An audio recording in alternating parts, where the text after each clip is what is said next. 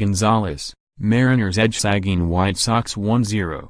Chicago, app. The Chicago White Sox experimented with an unusual 4:10 p.m. start time Tuesday, and the early returns are in. "I love it," Seattle Mariners pitcher Marco Gonzales said, talking to a couple hitters in the first inning. "Guys just said, anything that comes out looks like a fastball. You don't know what it is." Gonzales and four relievers combined on a 5-hitter. Mitch Haniger singled home the only run and the Mariners pulled out a 1-0 victory. "Winning a 1-0 game is a special win," Mariners manager Scott Servais said. "The conditions to hit with the sun and the shadows probably played into that a little bit, but you've got to find a way to win it." At 5:15, the rebuilding White Sox are off to their worst start since the 1950 season. That year they opened 520 on the way to a 60-94 finish. "We didn't have very many opportunities for me to say I'm disappointed," said manager Rick Renteria, ejected by plate umpire Mike Estabrook after he protested a called third strike to Matt Davidson that ended the sixth. Gonzales, 2-2, was in control almost from the start, allowing 5 hits and 1 walk while striking out 8 in 6+ innings. Gonzales allowed singles to Tim Anderson and Yolmer Sanchez, the first 2 batters. He picked Anderson off second base, induced Jose Abreu to bounce into a double play and didn't allow another hit until the 6th. Seattle broke out on top against fill-in starter Chris Volstad, 0-1, in the 4th when Kyle Seager doubled and scored on Haniger's hard grounder up the middle, both with 2 outs. "Definitely didn't see the ball as good as yesterday, but it's the same for both teams, so you got to get the job done any way you can," said Haniger, whose streak of 4 straight games with a home run came to an end.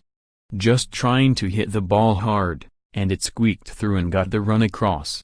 After Yolmer caught his leadoff double chased Gonzales in the 7th, reliever Dan Altavilla retired the next 2 batters before Mark Brzezinski got the final out of the inning. Juan Nicasio pitched the 8th and Edwin Diaz worked the 9th for his 9th save in as many tries. Volstad, 0-1, allowed 1 run and 4 hits in 4 1/3 innings and didn't walk a batter as a replacement for Miguel Gonzales, who is on the 10-day disabled list with an inflamed right rotator cuff. The start was the first for Volstad after 4 relief appearances this year.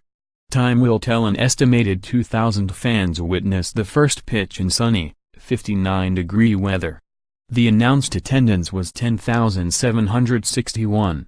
In Danny's corner, former Mariners teammates and their wives remained in contact with the family of White Sox RHP Danny Farquhar, who underwent surgery for a brain aneurysm last weekend. He spent the 2013-15 seasons with the team. "You just want to give his family enough space, but you also want to do all you can to be there for support," said C. Mike Zunino, Farquhar's ex-battery mate. "When you first hear something like this happens, it's really scary because you don't know what's going to happen. It seems like each day we hear something positive, so that's a really good feeling." Trainer's room. Mariners, 1B Ryan Healy, sprained right ankle, neared his return from the disabled list with a 2-run single and walk in 4 plate appearances for AA Arkansas on Tuesday. White Sox, Avisail Garcia was placed on the 10-day DL with what Renteria called a mild to moderate strain of his right hamstring. He will be re-evaluated later in the week. Daniel Palka was called up from AAA Charlotte.